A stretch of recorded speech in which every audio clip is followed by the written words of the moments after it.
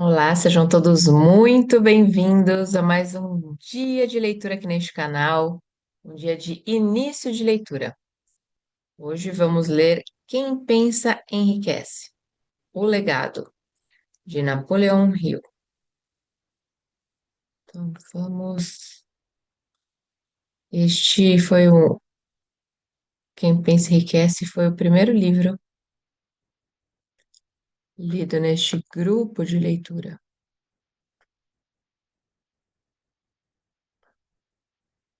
Essa aqui é uma nova versão.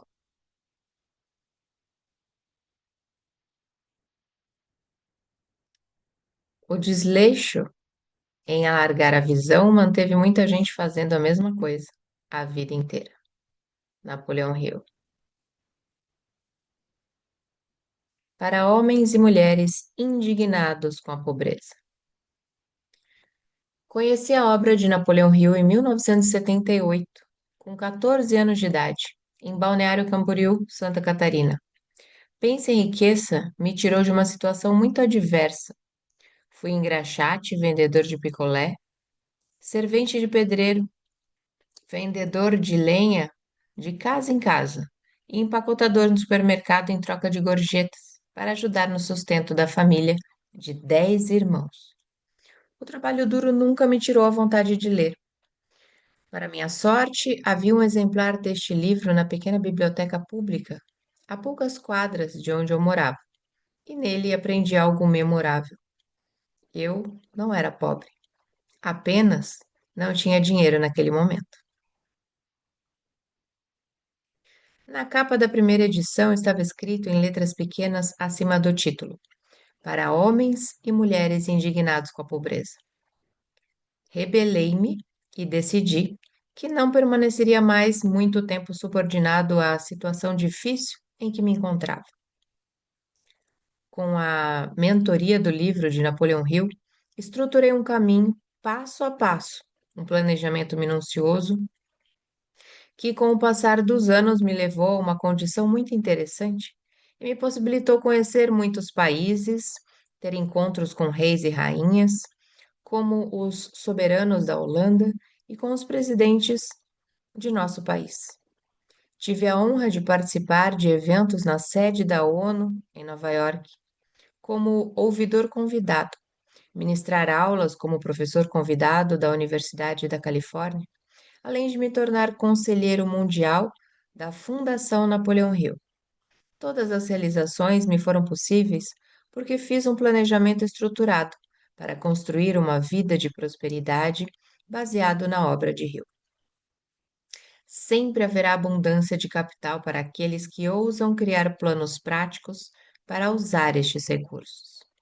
É isto que este livro nos ensina. O texto que você vai ler é o resultado de praticamente 30 anos de pesquisa de Napoleão Hill e é de longe a mais respeitada e influente obra escrita sobre desenvolvimento pessoal.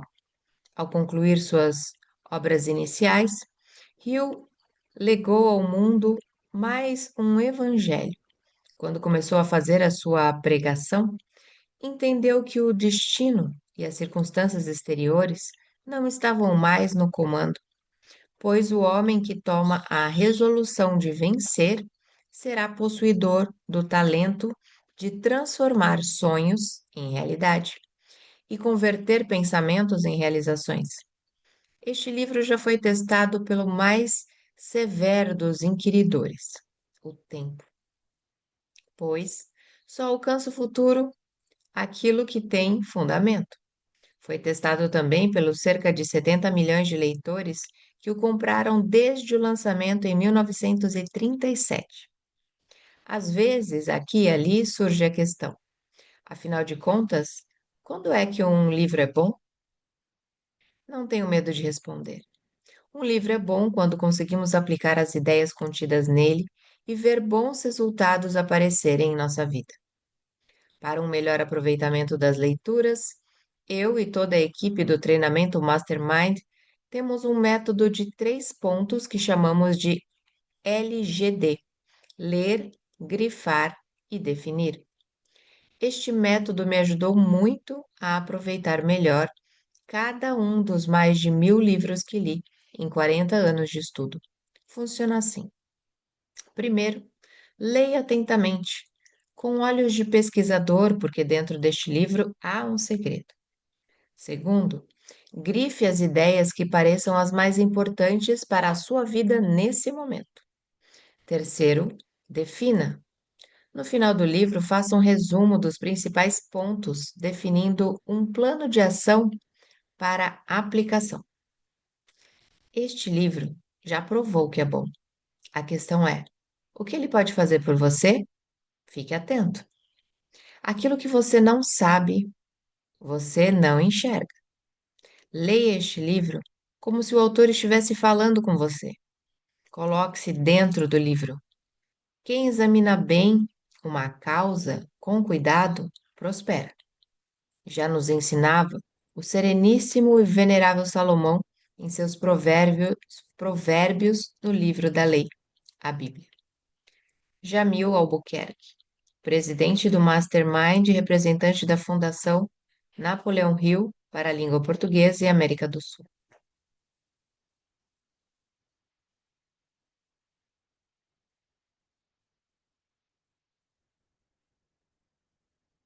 E vamos ao primeiro capítulo. O segredo do sucesso. Em todos os capítulos deste livro é mencionado o segredo para ganhar dinheiro que fez a fortuna de homens excepcionalmente ricos que analisei durante um longo período de anos. Quem primeiro chamou minha atenção para o segredo foi Andrew Carnegie. O sábio e adorável velho escocês o jogou em minha cabeça de um jeito descuidado quando eu era pouco mais que um menino. Depois, sentou em sua cadeira e, com um brilho alegre nos olhos, observou com atenção para ver se eu tinha inteligência suficiente para entender o pleno significado do que ele me havia dito. Quando viu que eu tinha aprendido a ideia, ele perguntou se eu estava disposto a passar 20 anos ou mais me preparando para levá-lo ao mundo, para homens e mulheres que, sem o segredo, poderiam seguir pela vida como fracassados. Eu respondi que sim, e com a cooperação de Carnegie, cumpri minha promessa. Comentário. Em 1908, durante um período particularmente difícil da economia dos Estados Unidos, sem dinheiro e sem emprego, Napoleão Hill conseguiu um trabalho de redator na Bob Taylor's Magazine.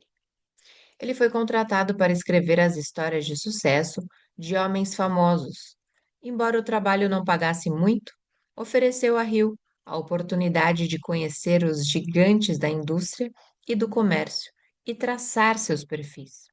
O primeiro deles foi o criador da indústria do aço nos Estados Unidos, o multimilionário Andrew Carnegie, que se tornaria mentor de Hill. Carnegie ficou tão impressionado com a mente perceptiva de Hill que depois da entrevista de 3 horas, o convidou para passar o fim de semana em sua propriedade, para que pudessem continuar a discussão. Durante os 2 dias seguintes, Carnegie disse a Hill que acreditava que qualquer pessoa podia alcançar a grandeza se entendesse a filosofia do sucesso e os passos necessários para alcançá-la. É uma pena, disse ele, que cada nova geração deve encontrar o caminho para o sucesso por tentativa e erro, quando os princípios são realmente bem definidos. Carnegie explicou sua teoria de que esse conhecimento podia ser adquirido entrevistando aqueles que haviam alcançado grandeza e depois compilando as informações e a pesquisa em um conjunto compreensível de princípios. Ele acreditava que seriam necessários pelo menos 20 anos e que o resultado seria a primeira filosofia de realização individual do mundo. Ele propôs o desafio a Hill e se dispôs a fazer as apresentações e pagar as despesas de viagem. Hill levou 29 segundos para aceitar a proposta de Carnegie. Mais tarde, Carnegie disse a ele que se tivesse demorado mais de 60 segundos para tomar a decisão, ele teria retirado a proposta porque, Se um homem não consegue tomar uma decisão prontamente, uma vez de posse de todos os fatos necessários, não se pode esperar que cumpra qualquer decisão que tomar. Foi graças à dedicação inabalável de Hill que este livro foi escrito um dia. Para ter informações detalhadas sobre a vida de Hill, leia ou ouça o audiolivro A Lifetime of Riches, The Biography of Napoleon Hill, de Michael J. Reed Jr. e Kirk Landers.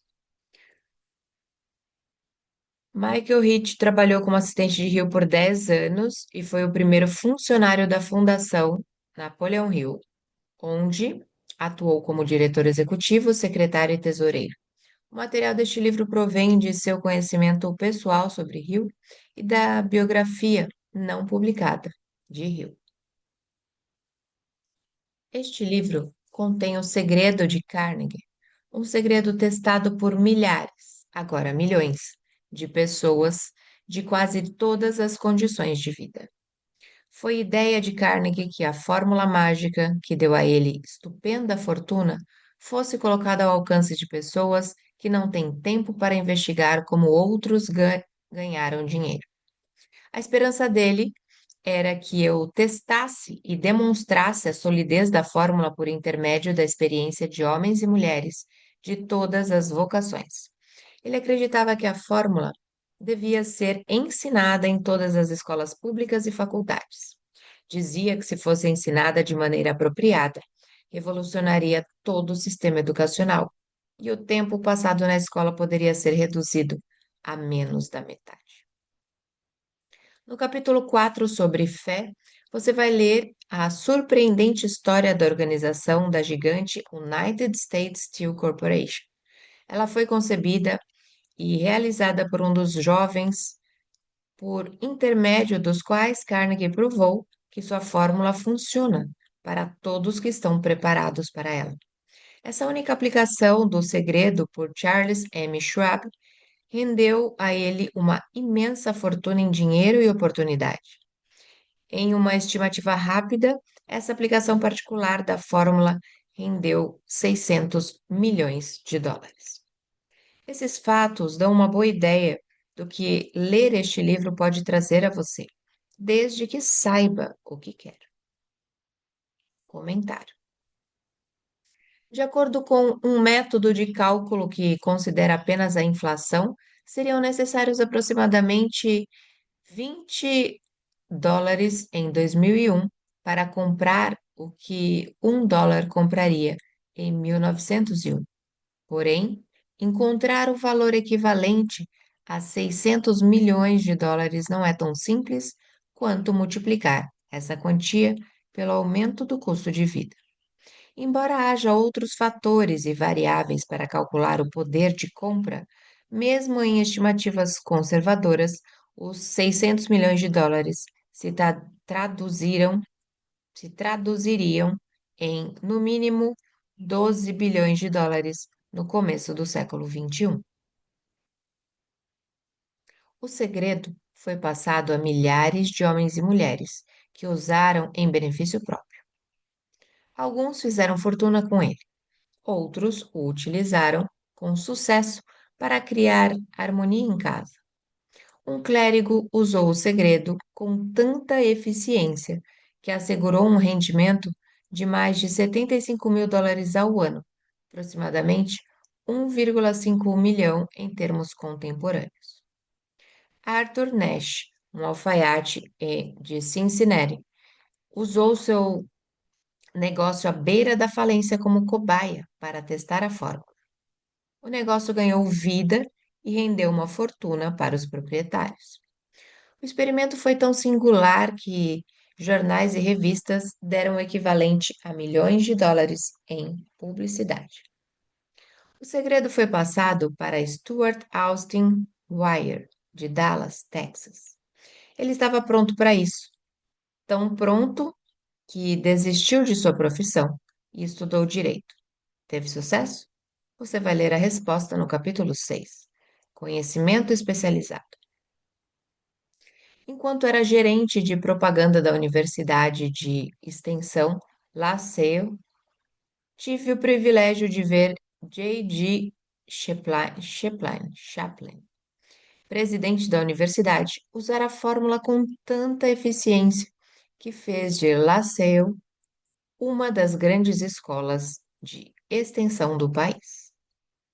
O segredo é mencionado não menos que uma centena de vezes ao longo deste livro. Não foi diretamente nomeado, porque parece funcionar melhor quando é só deixado à vista, onde aqueles que estão prontos e procurando por ele podem pegá-lo. Por isso, Andrew Carnegie o transmitiu a mim sem dar seu nome específico. Se você estiver pronto para colocá-lo em uso, vai reconhecer esse segredo ao menos uma vez em cada capítulo, mas não vai encontrar uma explicação de como saber se está pronto. Isso o privaria de boa parte do benefício que se tem ao fazer a descoberta sozinho. Se você já ficou desanimado, se teve dificuldades que lhe roubaram a própria alma, se tentou e fracassou e já foi prejudicado por doença ou aflição física, a história do meu filho sobre a descoberta e o uso da fórmula de Carnegie pode ser o oásis que você esteve procurando no deserto da esperança perdida. Esse segredo foi usado extensivamente pelo presidente Woodrow Wilson durante a Primeira Guerra Mundial e pelo presidente Roosevelt durante a Segunda Guerra Mundial. Foi transmitido a cada soldado no treinamento que antecedia a ida para o fronte. O presidente Wilson me disse que ele foi um fator poderoso para angariar os fundos necessários à guerra. Uma coisa peculiar desse segredo é que aqueles que o adquirem e o usam saltam para o sucesso literalmente. Porém, como é apontado com frequência neste livro, nada é de graça. O segredo tem um preço, embora esse preço seja muito inferior a seu valor. Outra peculiaridade é que o segredo não pode ser doado nem comprado com dinheiro, a menos que você esteja procurando intencionalmente o segredo. Não pode tê-lo por preço nenhum. Isso porque o segredo vem em duas partes, e para que você o tenha, uma delas já deve estar em suas mãos. O segredo funciona em qualquer um que esteja pronto para ele. Educação não tem nada a ver com isso. Muito antes de eu nascer, o segredo chegou às mãos de Thomas Edison, e ele o usou com tanta inteligência que se tornou o principal inventor do mundo, embora tivesse apenas 3 meses de escolaridade. O segredo foi passado para Edwin C. Burns, sócio de Edison. Ele o usou de maneira tão eficiente que acumulou grande fortuna e se aposentou ainda jovem. Você vai encontrar a história dele no começo do próximo capítulo. O relato deve convencer o leitor de que a riqueza não está além do seu alcance e de que, seja qual for sua posição na vida, você ainda pode ser o que quiser ser. Pode ter dinheiro, fama, conhecimento e felicidade se estiver preparado e determinado a ter essas bênçãos. Como sei essas coisas? Você deve ter a resposta antes de terminar este livro. Talvez a encontre no primeiro capítulo ou na última página. Enquanto eu fazia a pesquisa encomendada por Andrew Carnegie, analisei centenas de homens bem-sucedidos. Muitos deles atribuíam o acúmulo de suas vastas fortunas ao segredo de Carnegie. Entre esses homens estavam Henry Ford, fundador da indústria automobilística Ford. Começou sem dinheiro e com pouca educação formal, mas se tornou um dos mais bem-sucedidos empresários autodidatas da história americana. William Wrigley Jr., vendedor viajante que descobriu que os clientes gostavam mais do chiclete que ele distribuía como prêmio do que dos produtos que ele vendia. Então, fundou a própria empresa.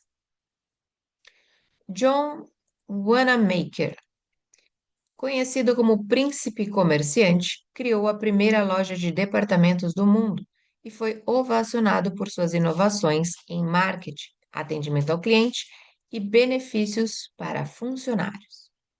James J. Hill, conhecido como construtor de império, construiu a Transcontinental Great Northern Railway, incentivou o assentamento no oeste e estabeleceu rotas de transporte ligando Estados Unidos e Ásia.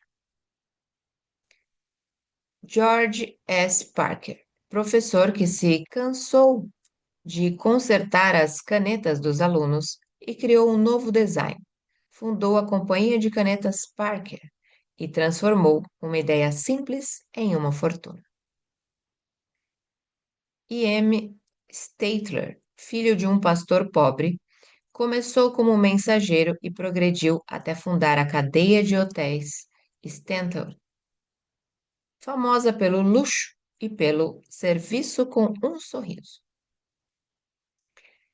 Henry L.